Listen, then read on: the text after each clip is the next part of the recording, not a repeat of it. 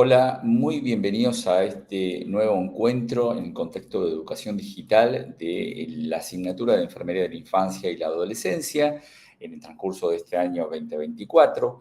Hoy vamos a continuar con estas clases que tienen la modalidad de ser asincrónicas, así que tiene la posibilidad de que ustedes puedan verla en el momento que puedan hacerlo o que consideren necesario. Vamos a darle continuidad al tema de la unidad 9 que se inauguró con insuficiencia cardíaca, donde repasamos algunos aspectos propios de la anatomía, la fisiología, de la semiología cardiovascular, propias de la infancia, por supuesto, pero también aquellas que son extensivas al cuidado de la salud de otros grupos etarios, como son los adultos jóvenes y los adultos mayores. Hoy vamos a darle continuidad, luego de haber podido definir la insuficiencia y a partir de actividades asincrónicas, inmiscuirnos en una aproximación de lo que es el diagnóstico y el tratamiento y algunos primeros cuidados de enfermería. Hoy vamos a adentrarnos al tratamiento propiamente dicho.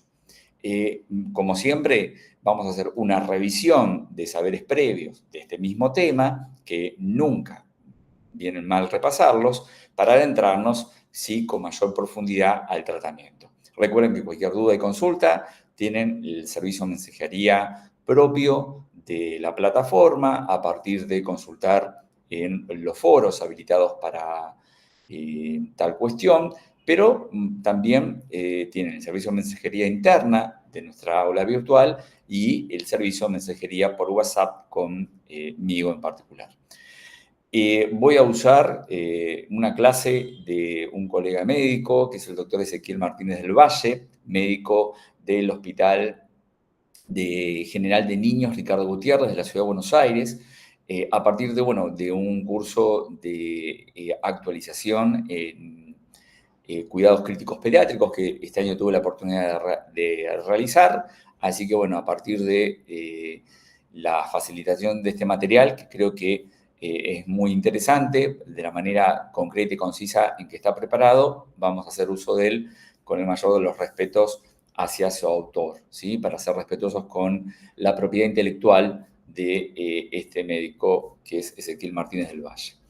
Vamos a revisar rápidamente lo que ya sabemos que podemos definir como insuficiencia cardíaca. Habíamos visto que este síndrome clínico resulta de una anomalía estructural, que eso es muy, muy propio de la infancia. ¿Se acuerdan que en algún momento habíamos dicho, cuando a vos te pregunten cuál es la causa predominante en la infancia, principalmente en la primera infancia, de insuficiencia cardíaca, uno tiene que pensar rápidamente en las cardiopatías congénitas, que es una alteración de la anatomía que repercute en la fisiología cardiovascular, en una anatomía que puede estar en cualquiera de sus cuatro cámaras, en los grandes vasos que retornan pero que egresan del corazón y en los mecanismos valvulares, tanto auriculoventriculares como los semilunares. ¿Sí? Eso es un tema que vamos a ver un poquito más adelante.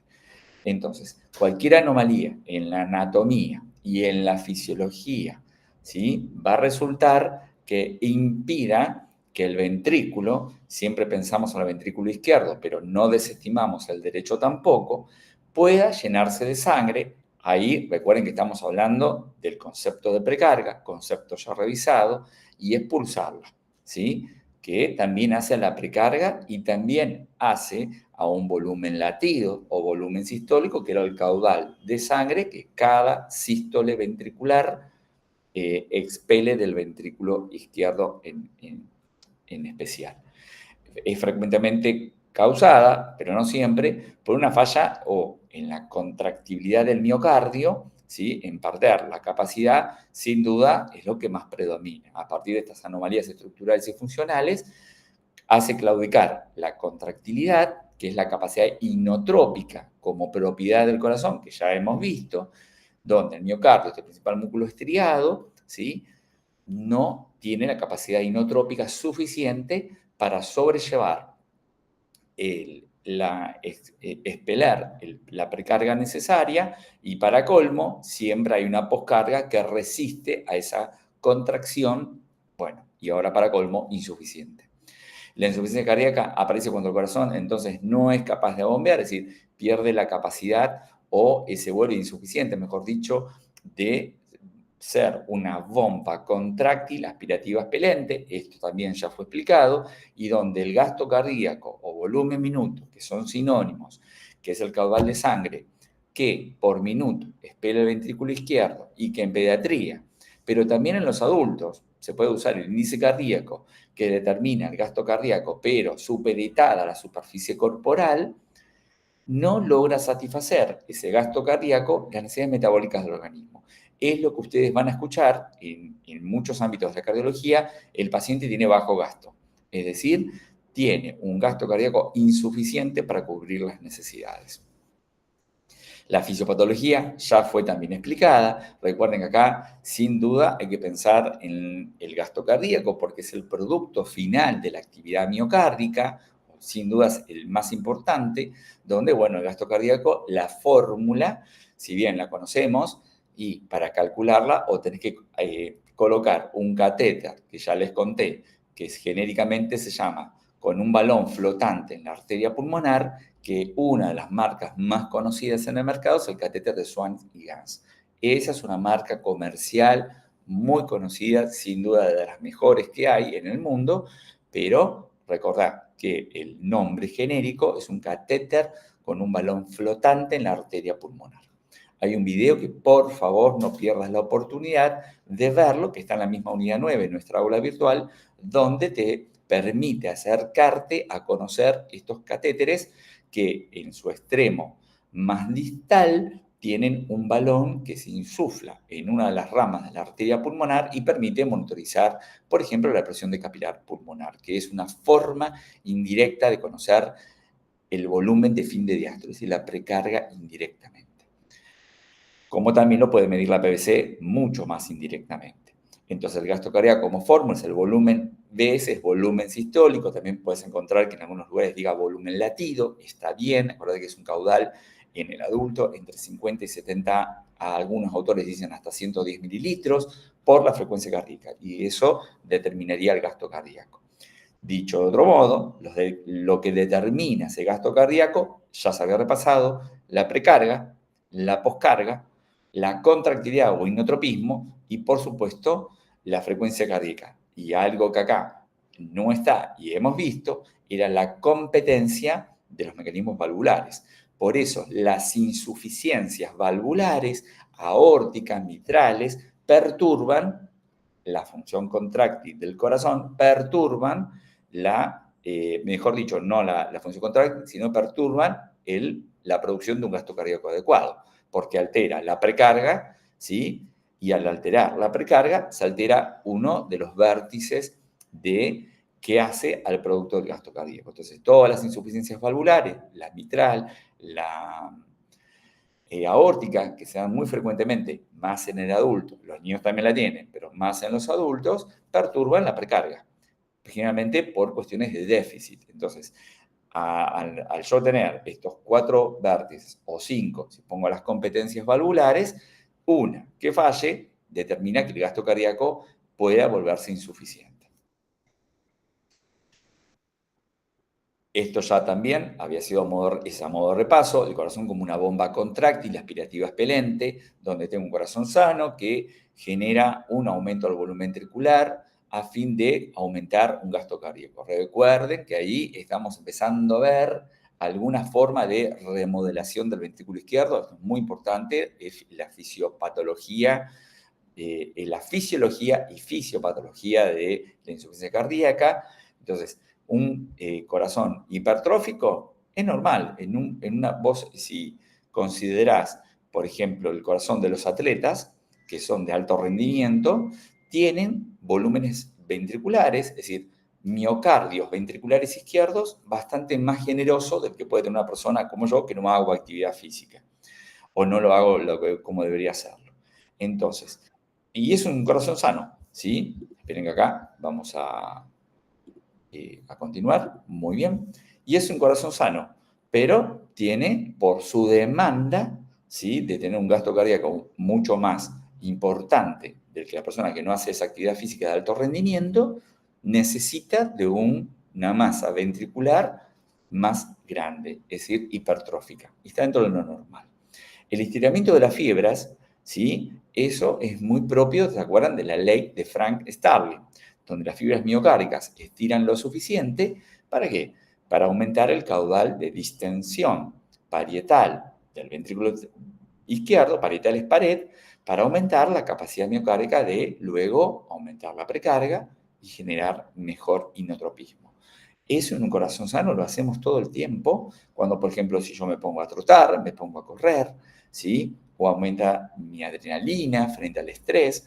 Entonces, eso es normal. El problema es cuando no yo, estando en una situación de demanda, estando en reposo, ese estiramiento ocurre igual. Entonces, ahí la ley de Frank Starling es propia de una alteración de la función cardíaca. Un corazón con contracción alterada, bueno, empieza a requerir mayor dilatación, ¿sí? Y recuerden que la segunda remodelación del ventrículo, una vez que hipertrofia, lo único que le queda es dilatar, ¿sí? ¿Para qué? Con un intento de querer aumentar el volumen sistólico, cosa que lo puede lograr, pero después termina siendo insuficiente y no logra adecuados volúmenes sistólicos que aún multiplicándose por frecuencias cardíacas altas, que es muy propio del corazón insuficiente tener taquicardia, no logra tener un gasto cardíaco adecuado. ¿Qué situaciones provocan alteraciones entonces en ese gasto cardíaco? Repasamos de vuelta: precarga, poscarga, frecuencia cardíaca, contractilidad, y no pierdan la oportunidad de nombrar las competencias valvulares. Mecanismos de compensación ya se han revisado, ¿sí? Teníamos acá, bueno, van un poquito más a la bioquímica, ¿no? Que se producen a nivel molecular, celular, de la sarcómera. La sarcómera es la célula como unidad funcional del corazón. Si vos buscas sarcómera con S en algún buscador y más de videos, vas a ver que vas a ver una célula que continuamente se contrae, ¿sí? Es una unidad funcional, es como un corazón en pequeñito. Dice que, bueno, ajustan medidas metabólicas que llevan a cambios en la eficacia de la utilización del oxígeno y los sustratos, donde principalmente la glucosa es el sustrato más importante. Por eso hemos recordado muchas veces que el hidrato de carbono no puede estar ausente de ninguna dieta, ni siquiera de planes de hidratación parenteral. Por eso es muy bueno en la práctica clínica combinar planes ricos en solución salina normal, pero también combinados estratégicamente, generalmente se intercalan entre ellos con soluciones destrozadas, porque es sin duda el sustrato energético más importante de cualquier dieta. Hay también un mecanismo de compensación en relación a los mediadores neurohormonales. Hay el sistema de renina, angiotensina, aldosterona y el eje simpático suprarrenal se activa porque el riñón, al recibir poca presión de la sangre o poco volumen de la sangre por la insuficiencia cardíaca, ya habíamos visto que en la insuficiencia cardíaca izquierda anterógrado de lo que tiene por delante el ventrículo izquierdo, la oliguria era una constante. Es decir, era evidencia renal de que le llega poca sangre, poco volumen, a poca presión. Entonces, las arterias aferentes, a partir de los aparatos subglomerulares, esto también es muy propio de la biología humana y lo hemos repasado en la unidad 7, vimos que al detectar la caída de presión o volumen o de ambas, liberaba renina. Y la renina desencadenaba en los hepatocitos la producción de angiotensina 1, angiotensina 2, la angiotensina 2 en el hipotálamo e hipófisis producen la liberación de hormona antidiurética y también la angiotensina 2 a nivel glándulas suprarrenales a la producción de aldosterona, que son inhibidores de que lo que producen es la retención de agua, ¿sí? Porque el riñón entiende que la caída de presión o volumen hay sangre que se está perdiendo por un lado, cuando obviamente no es así. pero bueno, la arteria aferente, que es la primera en detectarlo, dice, a mí se me llega poca sangre, o a poca presión, o ambos, en algún lugar la sangre se está perdiendo. Bueno, no es el caso, porque nuestras insuficiencias cardíacas, todas las formas retrógradas, son del orden de la congestión y a nivel anterógrado del orden de la insuficiencia. La hipertrofia ventricular como primer mecanismo y la dilatación ventricular como segundo mecanismo, donde, bueno, ya no hay mucha posibilidad de volver atrás. La etiología, bueno, esta etiología la vamos a poder entender mucho mejor cuando veamos el tema cardiopatías congénitas, porque acá se deja ver las estructuras, las anomalías estructurales, que son propias de las cardiopatías congénitas. Acá lo que vamos a rescatar es que dentro de las primeras semanas, ¿sí? El niño arrastra, digamos, anomalías estructurales todo el tiempo, como una alta probabilidad. Y luego también hay otras causas que desencadenan insuficiencia cardíaca tan pronto nacemos. Por ejemplo, la asfixia neonatal, las toxemias gravídicas. La toxemia gravídica, vos preguntarás, ¿qué es una toxemia? Por ejemplo, los cuadros hipertensivos, cualquiera de sus síndromes, durante el embarazo pueden producir teratogenias en el corazón fetal. La hipoglucemia, la hipocalcemia, la anemia, ¿sí? Son causas probables o posibles de insuficiencia cardíaca. Fíjense que luego empiezan en la primera semana se asocian las diferentes infecciones, neumonía, septicemias, ¿sí? Luego, ¿sí? Puede aparecer a partir de septicemias, miocarditis, endocarditis, ¿sí? Enfermedad Kawasaki, neumonías continúan. Así, entonces, todo el tiempo las enfermedades agudas, en un principio metabólicas, por déficit de oxígeno, déficit de algunos electrolitos, y luego las infecciones están a la vanguardia de desencadenar insuficiencia cardíaca en los niños con un corazón estructuralmente normal. Y con anomalías y estructuras son todas las formas de cardiopatía congénitas que ya vamos a ver a la brevedad. Bien, acá termina este primer video y a la brevedad seguimos con los síntomas a modo de repaso.